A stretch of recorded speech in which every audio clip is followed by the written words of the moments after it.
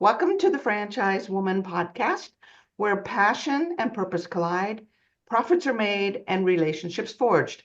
I'm Rebecca Monet, CEO and Chief Scientist at Zorkel Profiles. I'm here with my co-host, community advocate, speaker, author, and entrepreneur, Tracy Cowan. Tracy, our special guest today is Loana Perez. She is the CEO of TeaCupFuls. Loana is a wife and a mother of 4 incredible kids, ranging from 1 year old to 14 years old. Loana claims her children are her secret weapon in the game of business. Loana grew up in a quaint little town in Oregon and embraced her Vietnamese heritage and insatiable curiosity to explore different cultures. Loana is living her dream, whipping up handcrafted boba tea and surrounded by amazing collaborative talent. Welcome to the show. Thank you for having me. I appreciate it. I am so excited you are here. And I got to tell you, when I did a little research into your life and you sent over your bio, a question popped into my head, and I normally don't ask this question, so I'm just going to jump in. Is there something about you and your life that you could share that very few people know, or maybe no one knows? And would you be willing to share it? Yeah, I can do that. So, a little fun fact about me is I've kind of been out on my own since I was 15 years old. I've had a hard past as a child, and I slowly but surely, found the path of success because of that. Wow, wow, wow, wow. So that is definitely inspiring for, people who are, undergoing trouble or who have had a troubled past and now they're thinking that there's no way forward, right? So do you have kids of your own? Yes, I have 4. Ah, 4 children. How old are they? Well, now they're from 3 to 16. So 3, 5, 14, and 16. And of course, the 16 and 14-year-old are the hardest. Oh my goodness, yeah. Wow. So if you had to give them advice, right, pulling from your childhood, which I'm sure you give them advice every day, but what do you want them to know? Well, I haven't been completely transparent with my kids on my history when I was younger. They Yeah. do know that I moved out when I was 15 years old and that I struggled a little bit. I mean, there's times where I slept in my car. Wow. Yeah, so it's just the biggest thing I try to push my kids to is one, don't ever quit. Don't follow the cool kids necessarily, I guess, in school, the people who are doing the things that's in, I guess, smoking in school and doing things like that because they're not going to be there for you later on in life. And you just have to keep pushing and try to stay on the right path. And so I really try to push my kids to do that. And I try to show them that with as much as I work. I want them to hopefully wake up at 5 a.m. and say, hey, look, mom's working out, doing things. I'm going to Yeah. do that. So I try to really lead by example now. That's awesome. I, Valuable lessons. yeah, for sure. I think there is nothing better as a teacher than leading by example. And your story of moving out, trouble past, following a crowd that maybe wasn't healthy, understanding at a very young age that they may seem cool today, but Yeah, they won't be there for you later. These are valuable lessons, especially as teenagers where we want to fit in, right? right. We want to be cool. It's a natural temptation as we're going through that socialization period, right? But for you to recognize this is not the way to live life in a car, hanging out with what you thought were cool people, and to Right. get beyond that. So my question to you, Lana, this don't quit attitude, was it something you had to build over time, a muscle, Or do you think there was always this fire in your belly? No, I definitely think it was something that I had to build over time. There was so many times, especially younger, that I wanted to quit. I wanted to give up. I didn't want to, keep going. I was very depressed. I just want, it's very hard when you feel like you have nobody to turn to, nobody to talk to. You don't know where you're going to be sleeping at night. You don't know if you're going to be able to feed yourself. You have to meet people, and sometimes people would buy you food. There's just, you feel lost when you're there. And I feel like in the back of my head, there was always somebody, whether it be my faith, or whatnot, that kept pushing me to keep going. I knew that there was something better for me. And so I actually met my husband when I was 18 years old, and I got pregnant almost immediately. And after, I know I was just wilding out back then. But after that, and seeing my daughter and having her and realizing, okay, this is the reason why I I was meant to be here. This is what I need to be doing, and this is why I haven't quit so far. And just from taking care of her and learning from her, she actually taught me. She's the one who made me grow up. And she's the reason why I don't quit. And especially now, and now it's getting easier and easier, especially now that I have 4 kids. I I have no choice, right? They're constantly watching me and what I need to be doing. They're watching everything I do. So I might think in my head that I'm overwhelmed, I'm tired, I don't want to keep going, I don't want to push anymore, but I would never show them that because they're watching what I'm doing, and I would never want my kids to quit. So it's definitely a resilience that I built up over time. That's amazing. So it's like your kids, you wanted a better life for them and a better life for yourself. So how did things start to change? How did you start the come up?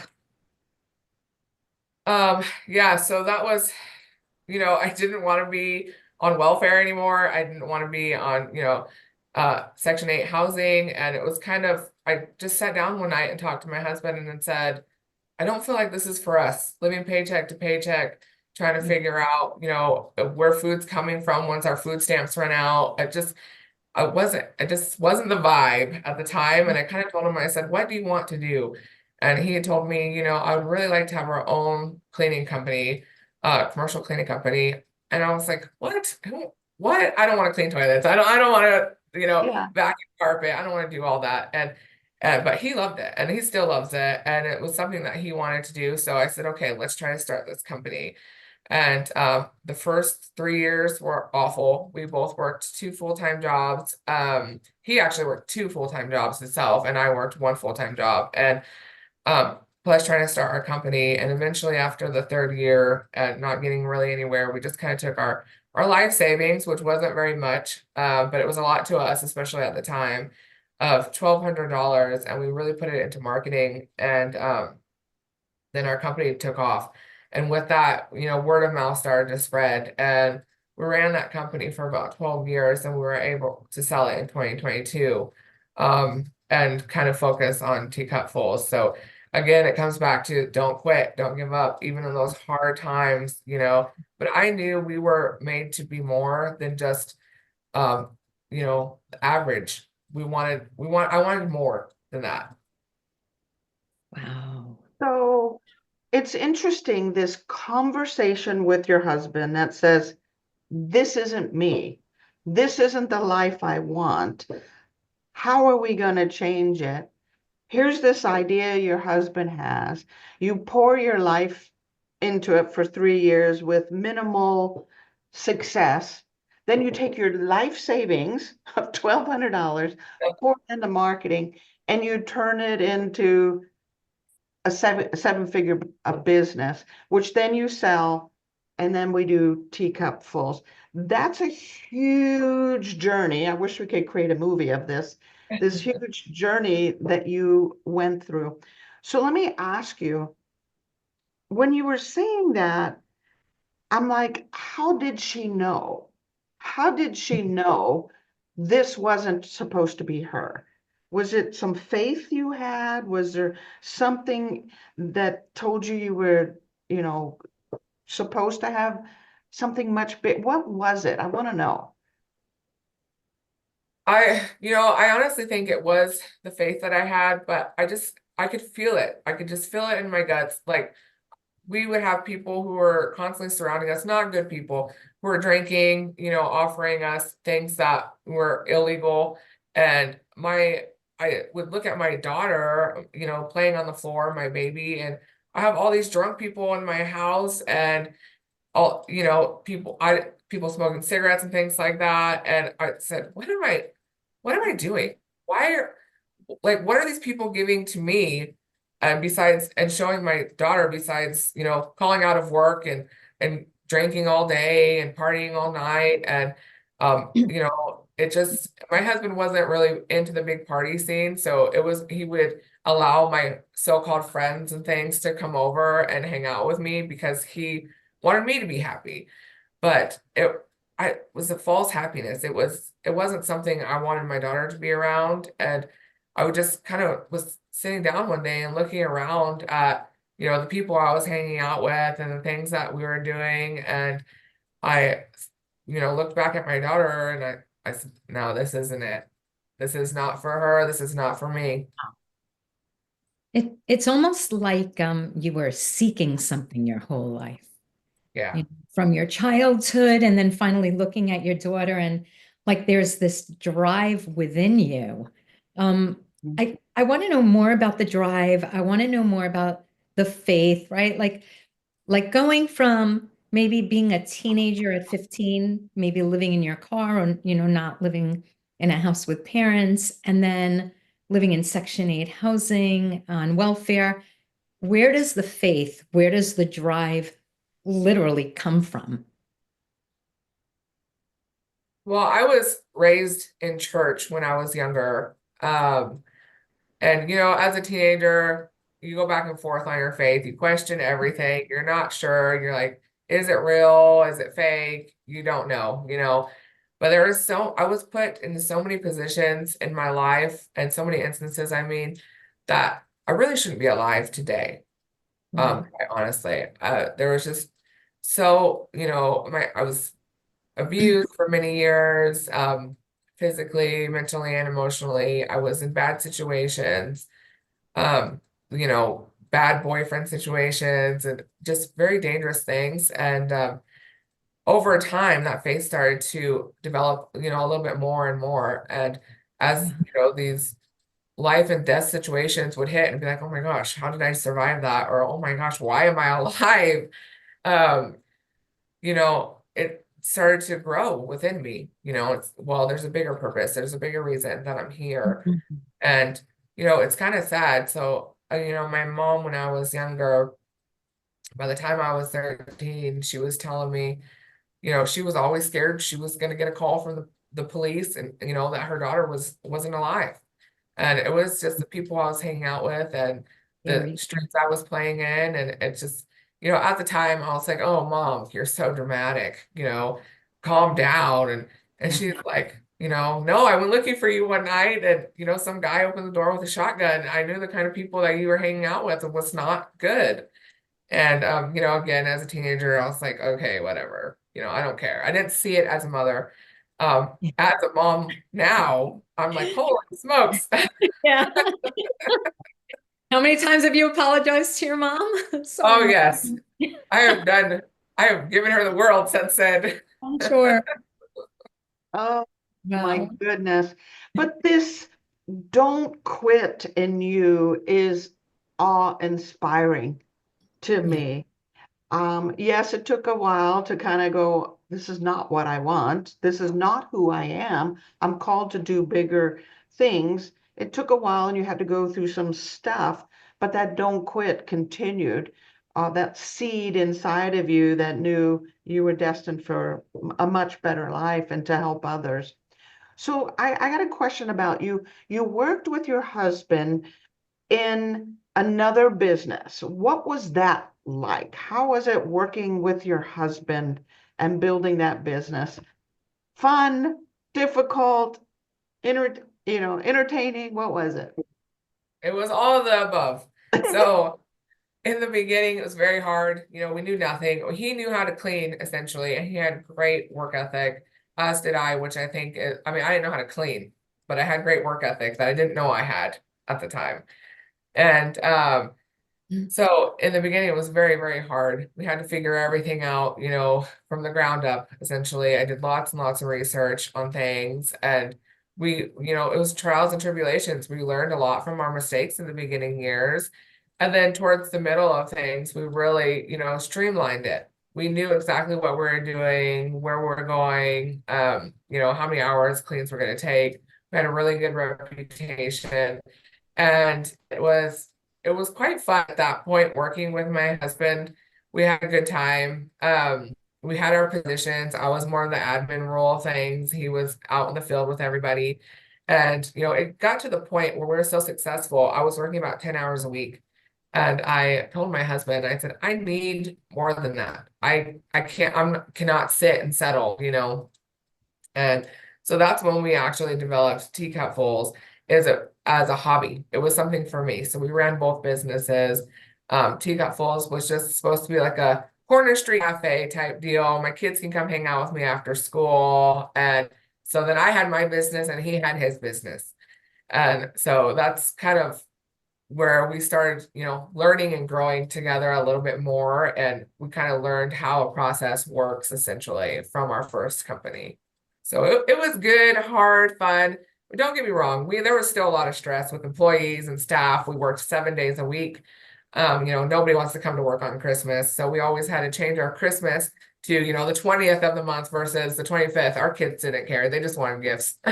So, you know, Yeah. there are things like that we had to do. But working with my husband, I would say I enjoyed it a lot. And I do miss that aspect of things because he's not really involved in the franchising. So Lana, teacupfuls, from cleaning to teacupfuls, that's a big jump. So what is it? Why teacupfuls? Was it part of your heritage? Was it just you love boba tea? What was that leap? So it was actually a need. So we used to drive 3 hours away to get boba. And believe it or not, I was not a fan. Boba was not for me. My sisters introduced me to it. They were like, you know, telling me, oh my gosh, it's so good. You know, we got to go here. And so I would try it for them. And I would try it again. And, oh, but you're going to like this kind, you're gonna like that kind. And it took me a while. But then I got to the point found myself saying, you know what sounds good? A boba. And so I was like, man, my sister's right. This grew on me. And we didn't have any good boba where we were at. There was like a little boba shop, but you know, to me it wasn't good. And so that's kind of where, you know, I was thinking maybe we can benefit from that. I feel like there's a need in our city for some good boba. And but we didn't want to just be ordinary. We wanted to be different, of course. And so we started making drinks with cotton candy and suckers and waffles. We don't do waffles anymore, but we used to, and all kinds of fun things. We would top them with donuts, and we still do like macaroons seasonally, and we have fun with it. And again, I also wanted it to be a place where kids can come out, hang out after school, a safe place, because I didn't have that when I was younger. I didn't have a place to turn to. Wow. So you took your experience from your teenage years and you kind of created this safe space after Mhm. school for kids, which is Yes. not any kind of structured activity, just kind of saying, hey, it's okay to come hang out. Is that what it's like? Yeah, I wanted them to come and hang out, do their homework after school. I mean, my main focus, you know, was the kids and my kids in particular. I knew they were getting to be towards that age where I started messing up as a teenager and I started making the wrong choices and hanging out with the wrong people. And I said, well, if I give them a cool place that they want to bring their friends, they want to hang out in, they want to do their homework, you know, goof off and feel a little free because their teachers aren't breathing down their neck, they can do that. Nice. Wow. I love that this has a bigger purpose. And it's so funny, Lana, as you're talking, because I was introduced to boba tea by my then almost 11-year-old granddaughter. And every time she visits, she wants to go to this boba tea place. And sure enough, we were actually there one time when it was like around homecoming time. and teenagers were swamping this place. It was either, right before they were heading to boat, but they're all dressed up and all cute kind of thing and conversing. And for you to have a bigger purpose behind this, besides just profit, is amazing. So these crazy flavors, did kids give you those ideas, or where did you come up with that? It was myself and my kids actually. And, we have since branched out a little bit. We have some team drinks and things like that. But we wanted, like I said, we didn't want to be plain. We didn't want to be boring. We wanted to be creative. We wanted something that you couldn't get anywhere else. And so we literally sit down and go through recipes and we try drinks. We have tastings every quarter of, what's new, what's hip, what's going on. And I don't always like it. There's some things that our regional manager, she's like, this is to die for. This is great. And I'll try it. And I said, oh my gosh, this is awful. But so it's kind of fun because I do take into account, we kind of do like a roll call essentially. Okay, how many people like this one and how many people like this one? And there's some things on our menu that I can't stand, but the public loves it and our team loves it. So it works, and there's things vice versa. I'm very simple now, especially as I get older. I just want a green tea with honey. And yes, exactly. And so we do that too. But of course, we've got to have the crazy drinks. We've got to have the fun flavors. And so we take into account everybody's opinion on the corporate side of things, plus the little kids. I ask my kids and my teenagers because ultimately the teenagers are the ones that buy our drinks most of the time. And so I need to know, is this good? This what's going on? What's hip? What's popping? I'm older now, so I don't know.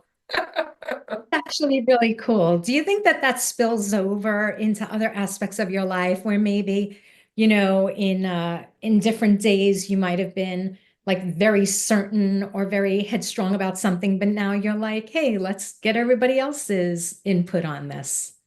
Mhm. Absolutely, 100%. In the beginning, I was very strict on what I wanted. I knew what I wanted. I would almost feel insulted when somebody would bring something to me like what my opinion or my recipe wasn't good enough. Like, how dare you?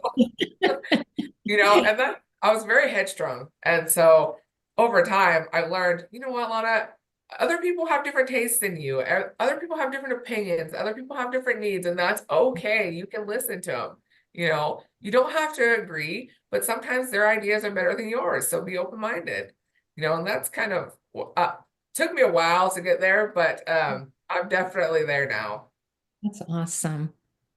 So it's this idea of collaboration and talent around you and building that team.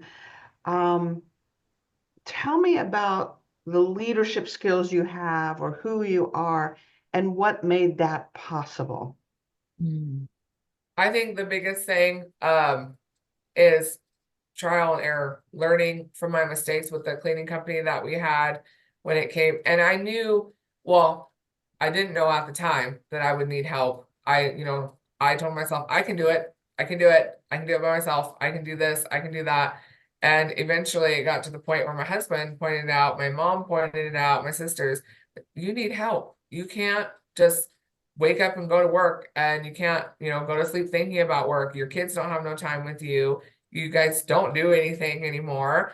And so that's kind of when I started thinking, oh, okay. So we hired our first director of operations within our cleaning company at the time.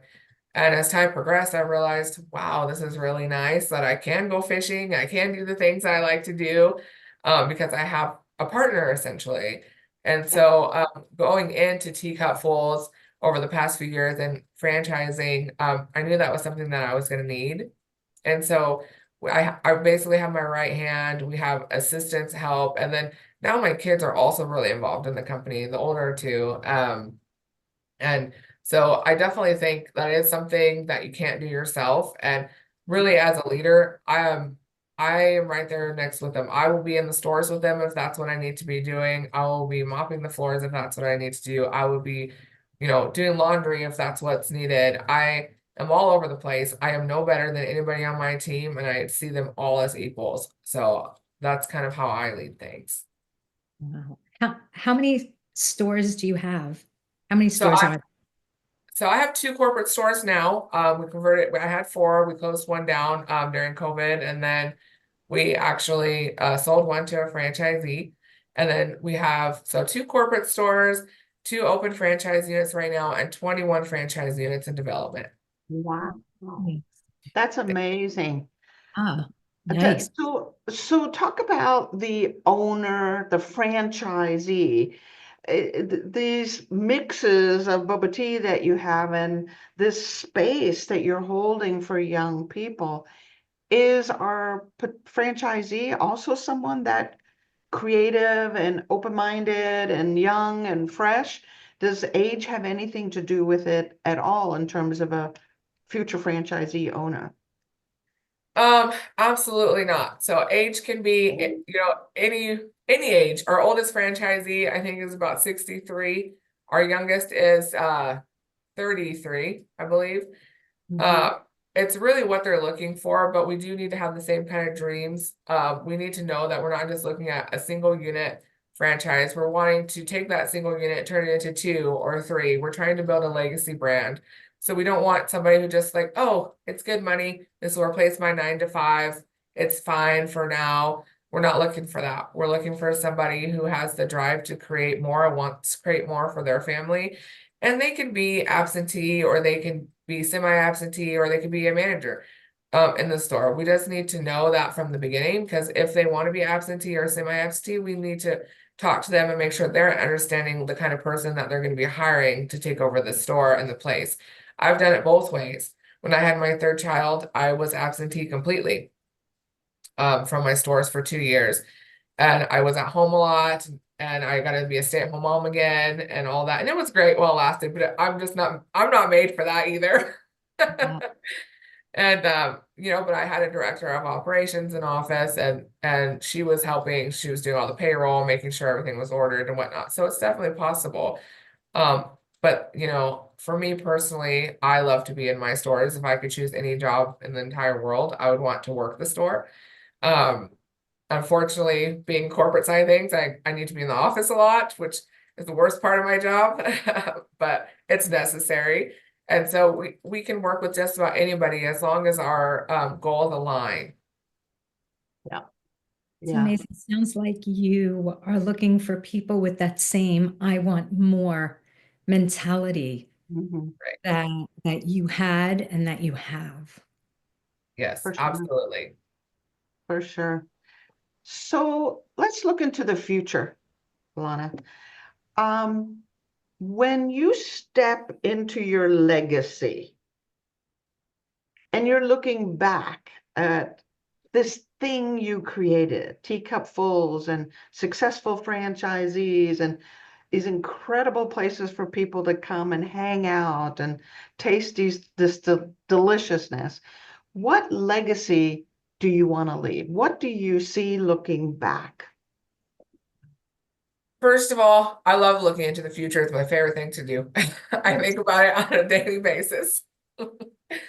And I want a generational legacy. I want my kids to take over the franchise. I am so excited for that day at when my son is going to IFA conferences, and my son is talking to other big executives and meeting people, like the IFA conference. Deion Sanders was there. I literally sat there last year and was thinking to myself, how did I get here? How did I get in a room with all of these, big wigs, if you will, important people, like people full of knowledge? How did I get here? Because another fun fact about me is I was a high school dropout. So I've always had that insecurity inside of me that I was never good enough or smart enough. And so I want to be able to look back, years from now, and I want to say, hey, you gave this to your kids. You helped your kids with this. We were able to help these franchisees create this brand for their grandkids or their kids or whatever it may be. And then I feel like I would be very pleased with that, out sitting on a beach sipping a margarita and just looking back on it. I think would be wonderful. Oh, That's amazing. It just put me in the mind. I had this friend many years ago who the only course he failed in in college was the course that he built his business on in the future and then sold to Lucent Technologies for millions. And it reminds me of like, I pictured you sitting in a classroom, but you're such a hands-on doer that even that wasn't enough for you. That's the way I picture you. Yeah, Yeah. definitely hands-on. Yeah. It's interesting the difference between actually running a location and being a franchisor, right? Yes. But having the original experience now with two corporate stores, they can act as prototypes, right? You can test things out in those stores. I always think that's brilliant when franchisors do that, is keep a couple of corporate stores so you can try things and then roll it out. But it really is different being a franchisor than a franchisee. So when you look at the differences, talk about the pros and cons of that. What are you still having to learn as a franchisor, especially with this temptation to be in the store? And what are the blessings of being a franchisor? Oh, wow. So there's a lot. So when it comes to being a franchisor, I'm definitely learning a lot and going, emotionally as well. The first time we opened our first franchise unit, it was very, very bittersweet for me because one, I was very excited for the franchisee. They were very excited. I was excited to see our brand, but I was also very sad to share our brand, if that makes any sense. Oh my. Yeah, I wasn't, I think it's because of selling our commercial cleaning company. It's a baby. When you build something up and you put all of your hours into it, your life goes into it, and then now you're sharing with somebody else. That's hard. That was very hard for me. And so, it's getting easier the more we open and the more that we sell. But at first it was kind of like, I was like, oh, I'm so happy for you. But inside I was kind of sad. Yeah. It was a little heartbroken. Yeah, it's a weird feeling. Um, but like I said, it's getting a little easier. And as a franchisor, I think the biggest thing for me is the pressure that I have to make sure that the franchisees are successful. Mhm. I am constantly trying to figure out new ways that we can streamline things, new ways to make things easier. I want to just keep giving and giving and giving to our franchisees. And I think that's both a blessing and a curse because sometimes I Mhm. just give too much and then they're not learning. They're not learning what they need to do because I'm doing it for them. They're not learning the protocol that needs to happen when the health department comes in or like when a damaged shipment comes in because I'm taking care of it for them. Because Right. I still have that mama bird mentality over my brand and I wanted to, oh, I know how to do it. Let me just do it. It's fine, you know? And I'm starting to understand now as we're at, close to 25 units total. I can't do that for every store. I cannot take over every store. I just don't have the mental capacity for it. I don't have the time for it. And so I think as the franchisor, I need to learn a little bit how to delegate those tasks and teach the franchisees how to do it. That's been the hardest thing for me is to basically delegate those tasks and show them how to do things versus wanting to do it for them. Wow. That's powerful.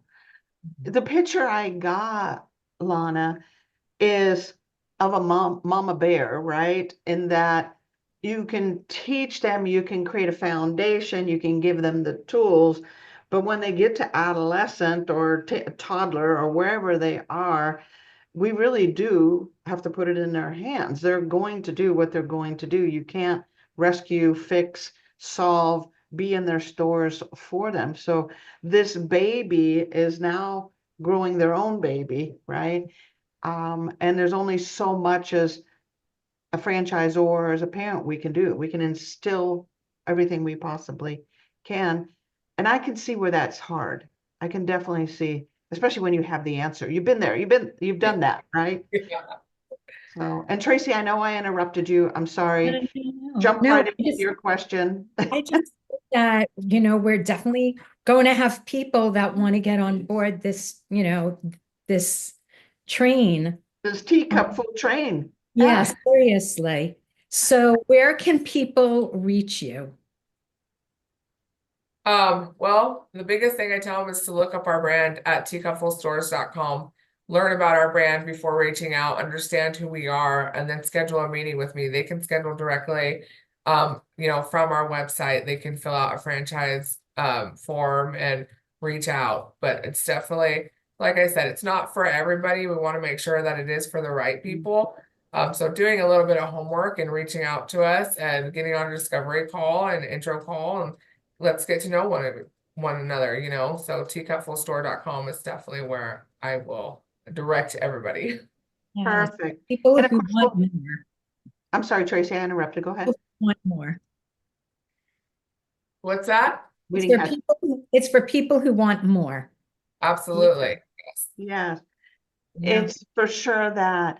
I gotta tell you, I really have enjoyed this conversation. I hate to wrap it up, but um, for several reasons.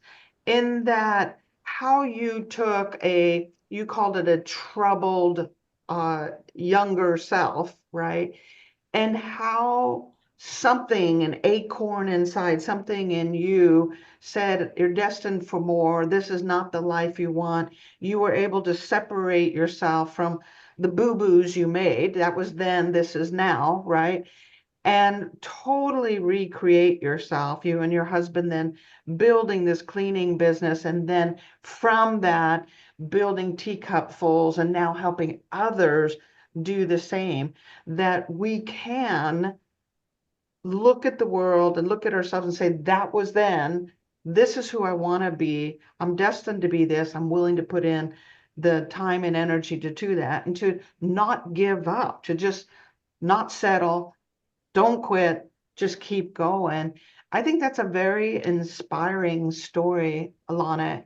And my guess is there's a whole lot of people who can relate.